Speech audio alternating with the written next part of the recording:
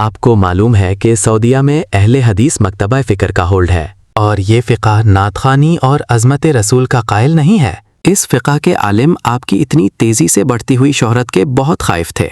پھر ایک واقعہ رونما ہوا کہ مسجد نبوی میں ایک اہل حدیث عالم کی تقریر پر محترم شیخ صاحب نے اس کی بہت پٹائی کر دی، کیونکہ جو وہ تقریر کر رہا تھا وہ تقریر عظمت رسول صلی اللہ علیہ وسلم کے کچھ مخالف تھی۔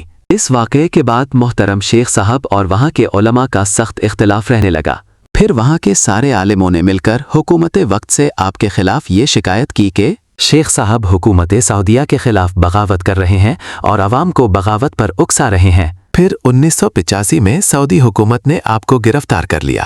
پھر حکومت وقت نے آپ پر ایک قاضی مقرر کیا کہ آپ کی مکمل تحقیق کی جائے۔ پھر آپ کی تمام تر تحقیق کی گئی اور اس قاضی نے آخر میں تمام تر تحقیق کے بعد، جو کہ خود آپ سے بہت متاثر ہو چکا تھا، اس قاضی کا کہنا یہ تھا کہ جنہوں نے بھی شیخ صاحب کے خلاف یہ مقدمہ کیا ہے وہ حرام کی نسلیں ہیں۔ پھر اس نے یہ فیصلہ سنایا کہ جو بھی شیخ صاحب شیخ حافظ امین بن عبد الرحمن پر الزام لگائے گئے ہیں وہ بالکل بے بنیاد ہیں۔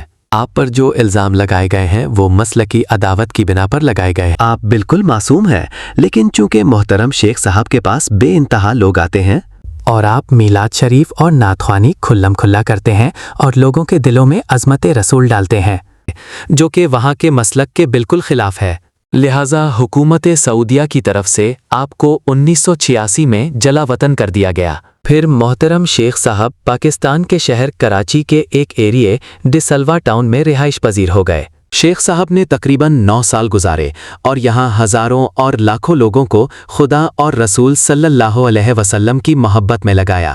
بعد ازاں 1995 میں نبی کریم صلی اللہ علیہ وسلم کے حکم سے آپ ملتان شریف تشریف لے گئے۔ پھر یہاں ملتان شریف میں آپ نے نئے سرے سے نبی کریم صلی اللہ علیہ وسلم کی محبت کی تعلیم اور تدریس کا ایک نیا سلسلہ شروع کیا، اور کروڑوں لوگ اس سلسلے سے مستفید ہوئے اور قیامت تک مستفید ہوتے رہیں گے۔